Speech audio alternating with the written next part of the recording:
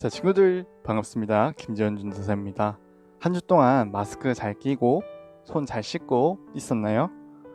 우리 친구들의 행동 하나하나가 바로 내 옆에 친구들과 우리의 이웃을 위한 행동이라는 것을 잊지 않길 바랍니다.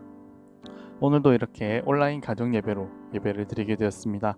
오늘 역시 누워서 예배를 드린다든지 보기만 한다든지 이렇게 예배를 드리는 것이 아니라 우리 함께 마음을 모아서 하나님께 예배드렸으면 좋겠습니다. 자, 여러분 옆에 사진 보이죠? 사진을 보니까 너무 뿌옇게 돼 있어서 뭐가 뭔지 알아볼 수가 없는 것 같아요. 이 사진은 바로 미세먼지 때문에 건물이 보이지 않는 뿌연 그런 상태의 사진이에요.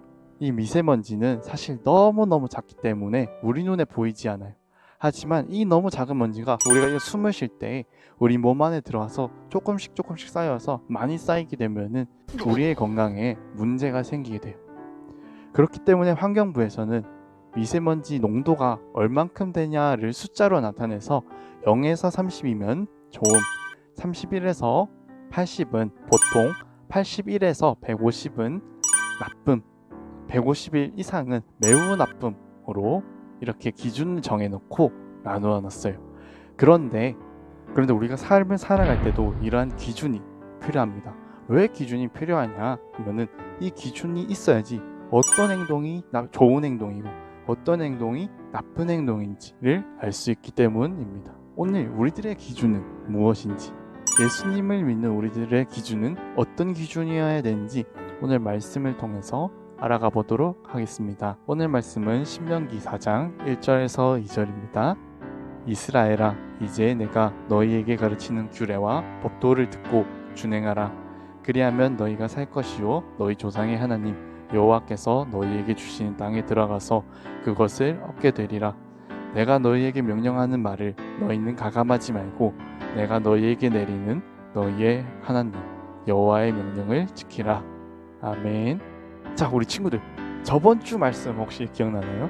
저번 주 말씀은 12명의 정탐꾼이 정탐을 하고 돌아와서 10명이 이거 우리는 그 땅에 못 들어간다, 하나님의 약속이더라도 우리는 그 땅에 못 들어간다 라고 이야기를 했어요. 단 2명 여호수아와 갈렙만이 아니다, 우리는 그 땅에 들어가야 된다 라고 이야기를 했었습니다. 전사님이 그때 그 2명 빼고는 아무도 가나안 땅에 들어가지 못했다 라고 이야기를 했어요. 하지만 그 사람들은 못 들어갔지만 그 사람들의 아들, 딸들은 들어갈 수 있었을까요? 없었을까요? 맞아요. 들어갈 수 있었어요.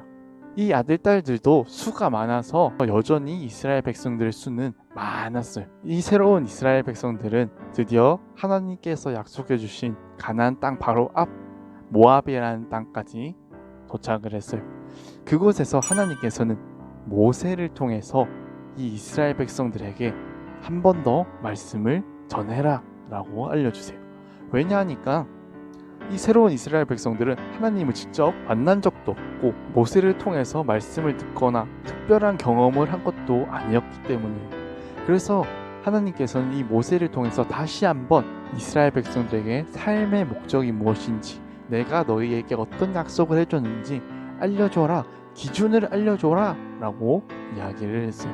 모세는 이스라엘 백성들에게 우리들의 삶의 목적이 바로 하나님 사랑과 이웃 사랑이라는 것과 하나님이 우리에게 어떤 약속을 해주셨는지에 대해서 알려주었어요. 그렇게 말하면서 모세는 우리들의 삶의 기준, 우리들이 무엇을 보고 무엇을 판단하고 무엇을 행동하든지 하나님 사랑과 이웃 사랑, 하나님의 약속이 내 중심에 있어야 됩니다. 우리는 그 기준을 통해서 좋고 나쁨을 생각해야 됩니다 라고 이야기를 했어요. 여러분, 과연 지금 우리는 내 삶의 목적, 우리들의 삶의 목적인 하나님 사랑과 이웃 사랑을 내 기준에 두고 내 행동의 중심을 두고 살아가고 있나요? 우리 친구들의 삶의 목적과 하나님의 약속 앞에서 과연 좋고 나쁨으로 봤을 때 우리들의 삶은 좋음일까요? 나쁨일까요? 전사님하고 우리 친구들하고 한번 하나님 사랑과 이웃 사랑이라는 그 중심을 가지고 몇 가지, 정말 많은 상황 중에서 몇 가지 상황을 가지고 우리 친구들과 함께 과연 이 상황에서 어떻게 하는 것이 하나님 사랑과 이웃 사랑에 더 가까운 행동인지 알아보도록 하겠습니다. 자, 첫 번째 사진입니다. 자, 우리 가운데 있는 친구네 학교에 다른 친구들과 다르다는 이유로 아무도 놀아주지 않고 손가락질 당한, 왕따 당하는 친구가 있어요. 만약 하나님의 자녀인 우리는 어떻게 행동하는 게 맞는 행동일까요? 맞아요. 이웃사랑이라는 우리의 목적을 잊지 않는다면 외롭고 마음 아픈 친구에게 먼저 다가가고 함께 해주는 것이 바로 조음이에요. 또 다른 이야기를 한번 볼게요. 이 친구는 자기가 너무 가지고 싶어하는 강아지 인형이 있었어요. 그런데 그 강아지 인형을 같은 반 친구가 가지고 온 거야. 근데 타이밍이 너무 좋게 또 체육 시간이네? 그 친구랑 우리 반 모든 친구들이랑 선생님들이 다 밖에 운동장으로 나갔어. 내 눈앞에는 그 내가 너무 가지고 싶었던 강아지 인형이 있었어. 이 친구는 너무너무 그걸 가지고 싶었어. 도둑질을 하고 싶어졌어. 과연 하나님 사랑과 이웃 사랑이 목적인 우리는 어떤 선택을 해야 할까요? 맞아요. 도둑질을 하지 않는 것이 조음이에요. 이번엔 한 친구가 학원에서 놀다가 화분을 깨뜨렸어요. 너무 놀라고 혼이 날까봐 무서웠어요. 주변에는 아무도 없어서 그냥 도망쳤어요. 그런데 선생님이 화분 누가 깼니? 라고 물어보셨어요. 과연 이때 하나님 사랑과 이웃 사랑이 삶의 목적인 우리들은 어떤 결정을 하고 어떤 대답을 해야 할까요? 맞아요. 거짓말 하지 않고 솔직하게 선생님, 제가 장난치다가 실수로 깨뜨렸어요. 죄송해요. 라고 말하는 것이 조음이에요. 하나님은 새로운 이스라엘 백성들에게 다시 한번 삶의 목적과 하나님의 약속에 대해서 이야기해 주셨어요. 그리고 그것을 삶의 중심에 두고 삶의 기준으로 두고 행동하며 나아가야 된다고 이야기해 주셨어요. 그때 해주셨던 이야기는 지금 우리에게도 동일합니다.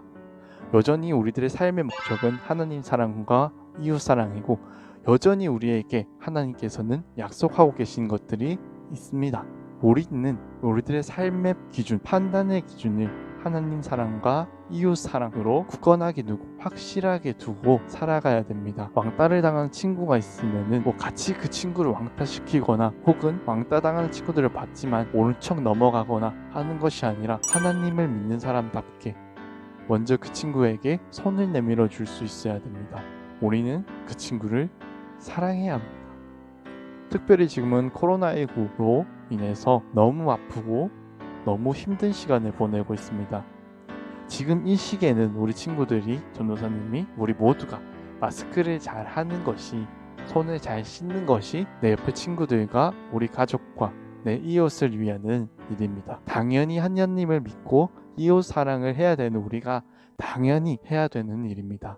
우리 친구들은, 우리 아동부 친구들은 삶의 목적으로 하나님 사랑과 이웃 사랑이라는 그 삶의 목적을 중심에 두고 좋은 행동인지 나쁜 행동인지 판단하고 행동할 줄 아는 그런 친구들이 되었으면 좋겠습니다. 전사님이 기도 인도하도록 하겠습니다. 사랑이신 하나님 감사드립니다. 오늘도 이렇게 하나님의 이야기를 나눌 수 있도록 해주셔서 너무너무 감사합니다. 하나님, 이스라엘 백성들에게 다시금 알려주셨던 것처럼 우리들에게도 우리들의 삶의 목적과 하나님의 약속이 아직도 우리에게 이루어져 가고 있다는 것을 알려주고 계십니다.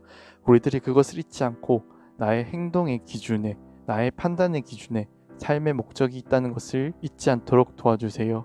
어느 때나 항상 마음속에 하나님을 두고 생각하고 판단하고 나아갈 수 있도록 도와주세요. 하나님, 특별히 코로나19로 인해서 아파하고 힘들어하는 사람들이 너무나도 많습니다.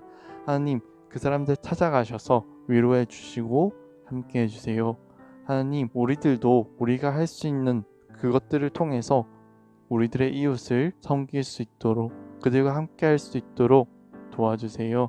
우리들을 너무나 사랑하시는 예수님의 이름으로 기도드립니다. 아멘. 자, 친구들, 오늘 예배는 여기까지. 우리 친구들 한 주간도 마스크 잘 끼고 손 잘 씻고 절대 아프지 않게 다음 주에 또 함께 예배드려요.